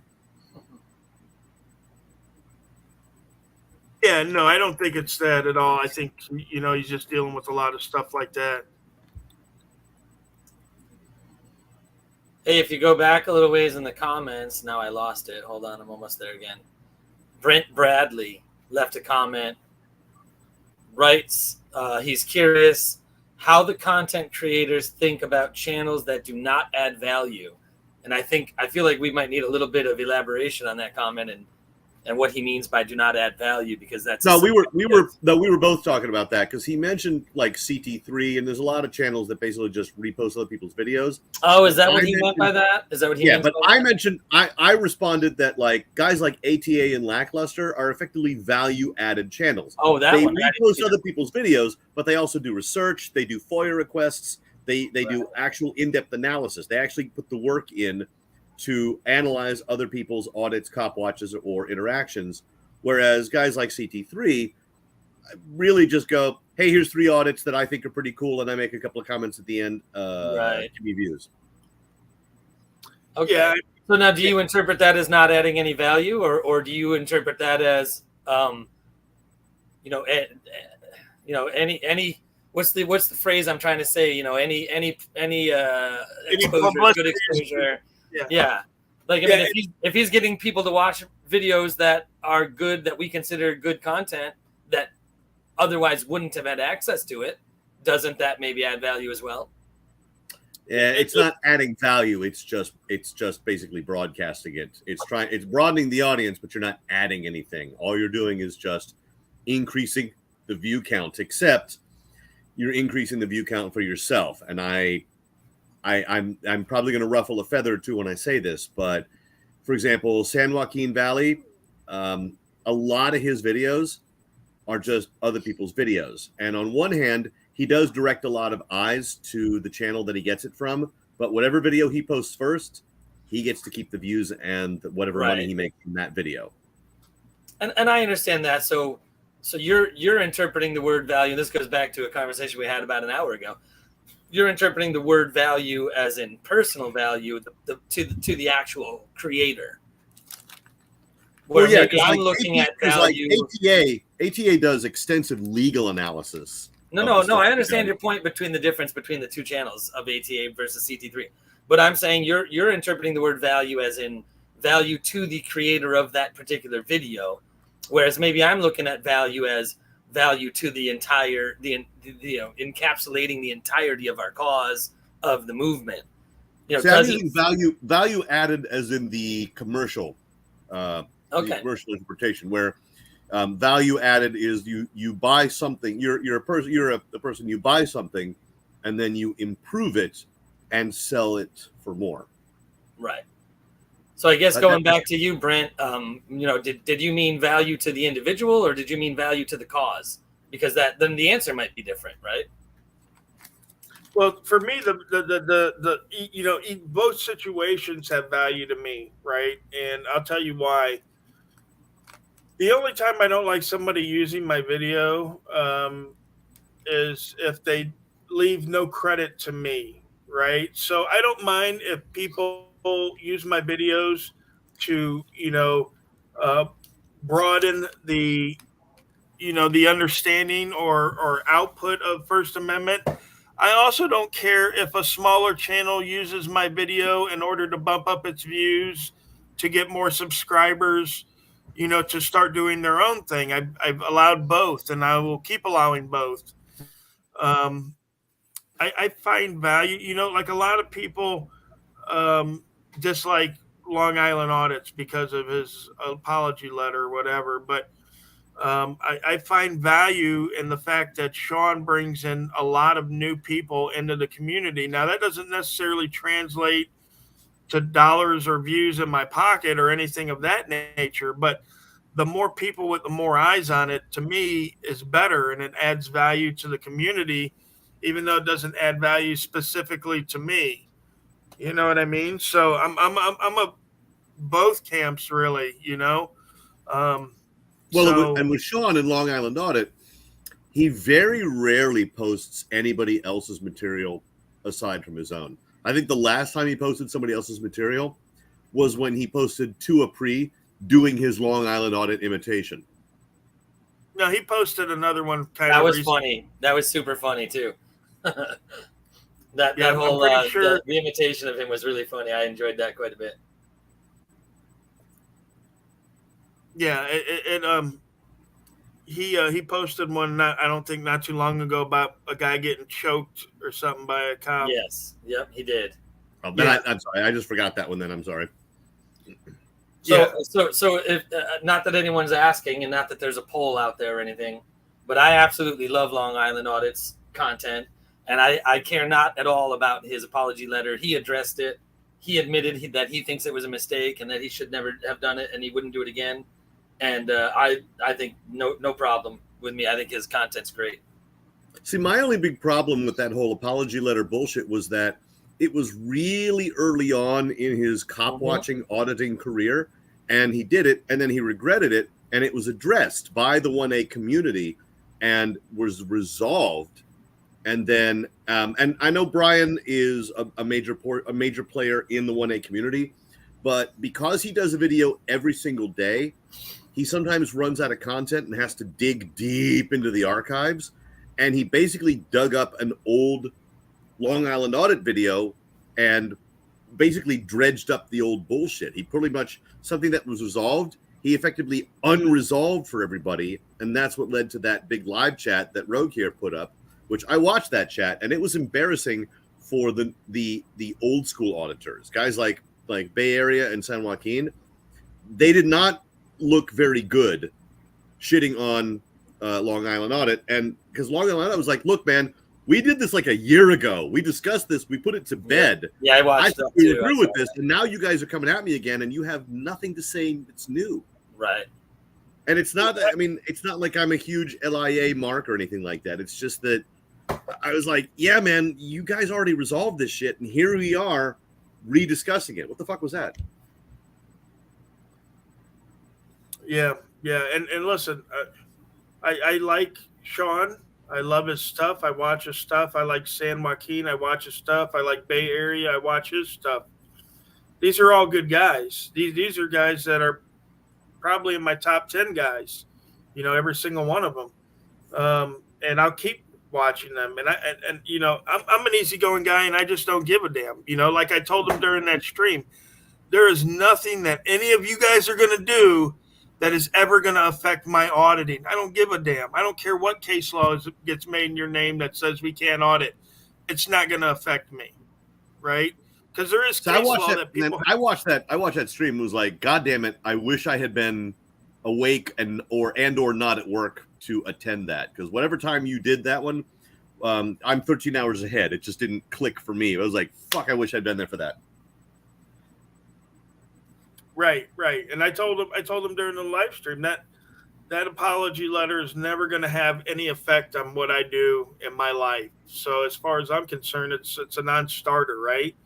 I don't see why people gave him so much crap to begin with. Like you said, it was right when he started. We've all made mistakes in the auditing game. There is no auditing handbook, right? I mean, people watch our videos, pick up a camera, and go out and try to emulate it the best they can, or try to forge their own way the best they can, and that's it. That's what it is. We're independent journalists. We don't have a handbook. We don't have a union. We don't have a class that you could take to join us, and rightly so, because this is the exercise of your right, and no man can tell another man that him exercising his right is wrong unless it's illegal, right? And then you don't have to tell them anyway, because the cops will. So, well, the other thing is also, I mean, just because somebody did something that maybe wasn't great during their auditing, either early on or later on, or maybe they just stopped auditing, it doesn't change their contributions. I mean, look at Rowdy Podcast. I think he got out of the 1A game because it was just too dangerous, because he was getting a lot of heat. It was, too many arrests or near arrests, and he decided he was a black man attempting to play a white man's game in a lot of cases, and so he decided to get out. And I think, okay, that's fair, but go back and watch his fucking 1A stuff. It's high quality. So you make some mistakes early on, or I hate to say it, but News Now Houston, whatever you think of the man and whatever you think of what he's done in recent years that has effectively knocked him off of the grid, you watch his old audits and golf watches. His early audits are really good job. He was my gateway into the 1A community. I wouldn't be in this live stream if it hadn't been for News Now Houston. And again, he might not have acquitted himself well in recent years, but you watch his old stuff, it's really solid. Right. No, definitely. He had some landmark audits that I think everybody watched, and I can separate somebody's personal life from their work life, right? Like Edgar Allan Poe was an alcoholic, right? Drug addict, whatever. But his writings were just phenomenal. You know what I mean? Like, Well, Stephen King was on cocaine for most of his writing career, but he churned out some of the finest horror books in history. Right, exactly. So I don't have to specifically like the person to like their work product. You know what I mean? And that was the case early on with News Now Houston. Now, over time, I gravitated away from him because of the stuff that had happened, and there's just so much I think that I can endure in order to support somebody, and he passed that line definitely. But there's other people that I'm always going to support unless they cross those same lines. Bay Area's one, Sean Long Island's another, Jeff Gray's one, James Madison audits. All my boys in Florida. I mean, they always have my undying support. I mean, we have a very tight knit group of people here in Florida, and we look out for each other and we take up for each other. And when something happens, like I was just going over Jay's surreal camera, his first arrest. I mean, literally within days, me and Big Nick were down there re-auditing the spot that arrested him. You know what I mean? Like that's the kind of support that I enjoy and that I like to give. And I wish more people out there and more auditors out there gave that support to some other ones. But then you also got to realize some of these guys out there are idiots, and there's I wouldn't support them at all. So it's tough. It's tough to but we all got to make our way and do our thing. So was News Now Houston the one that did the? I can't remember if this was him, but I think it was, where he had the black powder pistol and the cop freaked out on. Yeah, that was him, right? Yep. I thought that was a pretty funny one. He's like, I'm not carrying a firearm because technically it's not. Black powder has different laws. I got away from News Now Houston when he had a crusade against the cops and started doing a lot more drone work. And while I didn't deny his activism, it didn't click with me like his old, much more like sedate conversational audits used to. Yeah. Well, as soon as I found out that he had a charge from back in the day that dealt with, a woman and force, I kind of dropped off the map with him. There's certain things that I'll go for. And, again, I'm a criminal from back in the day. I went to prison. So I've been around criminals and stuff like that. And, three things I don't ever put up with is any crimes against women, any crimes against children, and basically murder. If you murder somebody, you're probably not going to be on my best friends list. You know what I mean? No matter how good of a guy you are. And I knew a couple people that had murdered some people and I was in prison with, and they seem like decent people, on the whole roundabout, but obviously they snap sometime and that stuff happens. And I don't want to be associated or hang around with somebody who, for whatever reason, maybe he had two lumps of sugar in his coffee instead of one, and he just snaps and, tries to kill me. So no, I'm not down with that, but definitely crimes against women or crimes against children is definitely my line there. So if I find out that that's happened, I definitely don't want to, be associated or be around. And it doesn't have to be anything drastic. It could be just some guy that, and I say not drastic, but it is drastic. But, if some guy, smacks his wife around, I don't want to be associated with that kind of person, Yeah. So I think by the time I realized what News Now Houston's whole crime and shit was, he had kind of gotten away from his original audits. At that point, he wasn't really putting out a lot of new, quality content. Right, because he wasn't. Well, maybe he was straight up, and I just never watched all of his videos and saw through it. But I mean, I tried to be straight up from the beginning and say, look, 30 years ago, I was a punk kid, and I did some stuff I shouldn't have, and and that's what it is. So you guys can support me or you can not support me. You know, I'm obviously a different man than I was 30 years ago when I was just a kid, but You're nothing but a filthy hooligan. I know, man. I know. Hey, since we were going down the list of OG auditors that everybody gives good credit to, somebody, I think it was Iron Worker, Iron Man, whatever is in the chat. Ironwood Workland. I think Ironwood mentioned Amagansett Press. I agree with him. Love it. And then, of course, I mentioned earlier, which never came up in your little list, Press On. His stuff is unique and awesome. Oh yeah. We love Press On. He's in here all the time. Yep. I've actually obviously hung out with him, done some work with him here and there. And how about Blind Justice? I haven't seen anything from him in a while, but his stuff was pretty cool. Yeah, I think everything got too hot for him, man. I think wherever he lived, I think everybody fucking hated him because of his activism. And he was doing more. He was doing more of the disability rights type activism, which is awesome because he'd go in and people would tell him he couldn't do this or he couldn't do that, and he's like, well, I can based on these laws. Yeah, but I think he was still eating a great deal of shit, figuratively speaking, for all of that activism. I supported him, but I think it got too hot for him there too.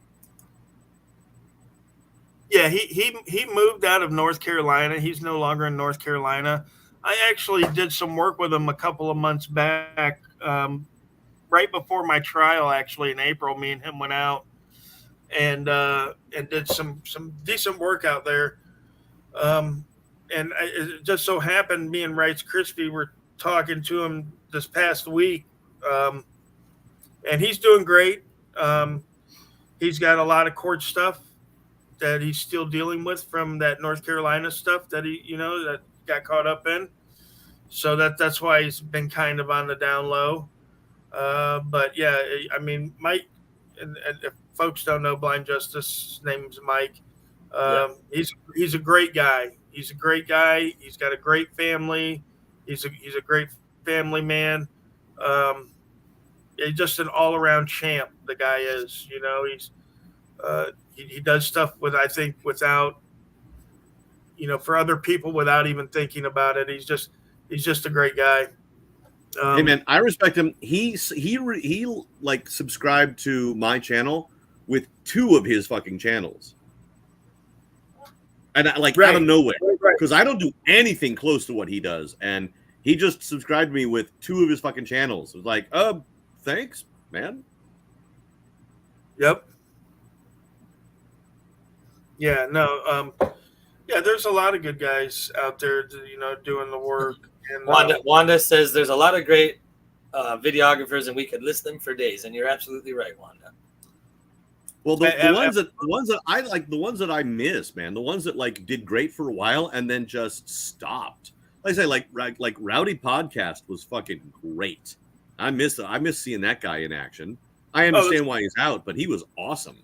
Yeah, the same thing with Accountability Media. The guy only made I don't know, I'd say 20 or 30 videos, but they were so badass. Like he was definitely cut out for this work. And he just stopped, I guess, something with work or something like that. Again, the same thing with News Now South Florida. Sometimes there's things out of our control that just don't allow us to continue down the path. But who was the guy that did the video? It gets posted around a lot where it's just like, am I being detained or am I free to go? You're not free to go at this time. And they try to identify him, and he's like, I'm in an orange jumpsuit. So it's a black guy somewhere down south. I want to say Georgia. He didn't do a lot of videos. I know the video you're talking about. He's like, he's like, I'm not being inconspicuous. I'm being very conspicuous. But he only did a handful of videos. Yeah, I know you're talking about. He was maybe in South Carolina or something like that. Yeah, somewhere down south. But right out of the gate, the guy was high quality. I mean, in the early days of 1A, this guy had it figured out early on. He was not. I mean, he didn't say any more than he had to. He kept his cool. And then he just kind of quit.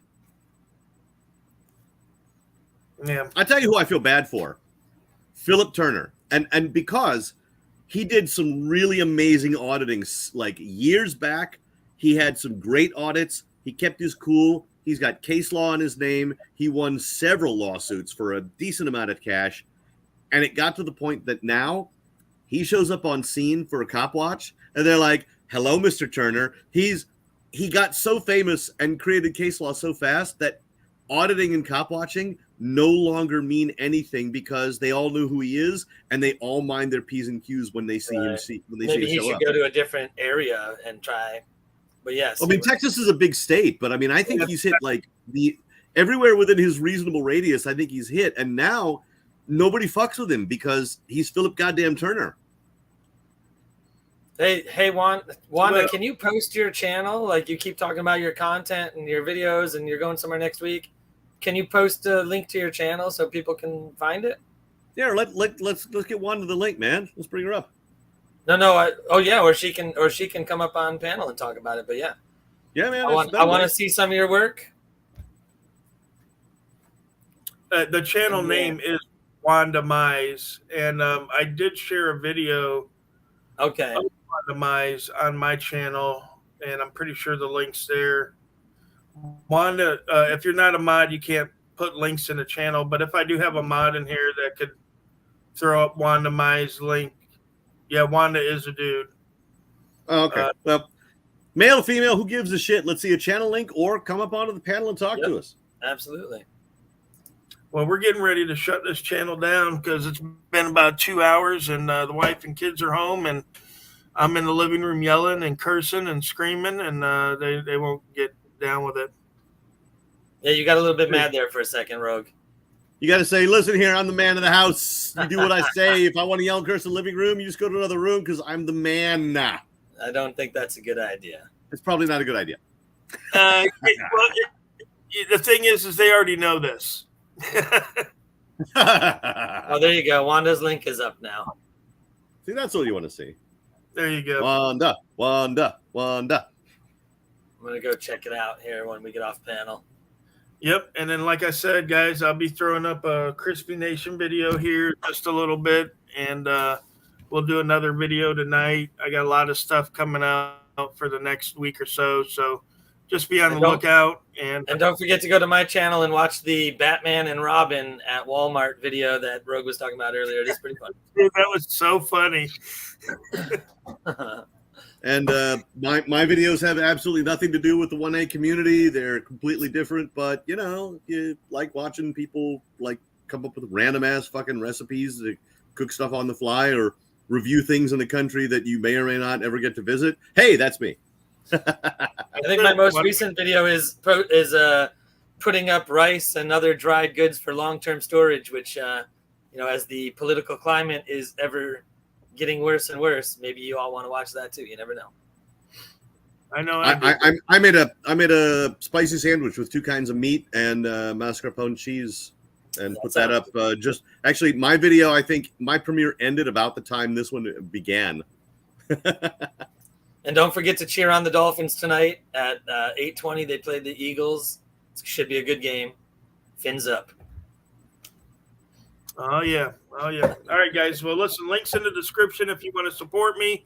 I did just turn memberships on to the channel. It's my first time turning on memberships. There's nothing special about it. It's just a way to support me. I won't ever put any of my videos behind a membership block. So wait a minute. You mean I can't even get a cool icon for getting a membership to your channel? What a jip. I mean, if somebody makes them for me, I'm not technologically savvy enough to do it. So the only reason I put up memberships is because some people asked me to. But I mean, I've gone almost 5 years without memberships. It's it's what it is.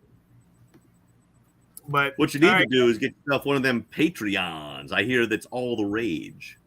Yeah, I got one of those too. I have to throw the link up for that as well. But do it before you end the chat. Do it before you end the live stream. No, I'll do it on my next video. I'm already on Wanda Miss's channel. Wanda Miss, if you're in here, tell me which video to go watch first. I'm already on it. As soon as we close, I'm going to go watch your first video. Wanda, what's a good video to watch? Wanda, are you still in here? Oh, I see you now. She's going to Henry County, Indiana next week.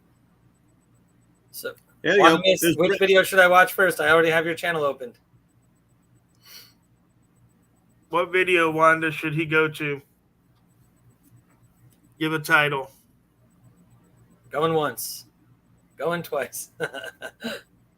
And notice, everybody, Brandon Mitchell, it says he's happy to be a member. Brandon Mitchell is pretty awesome.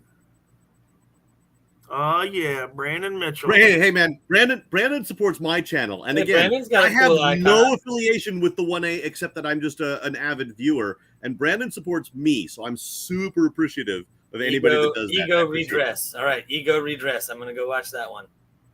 All right, guys, we're bouncing. Thank you, everybody, for coming. We love you always. We'll see you on the next one, and stay safe out there, guys and gals, obviously. See ya. Bye.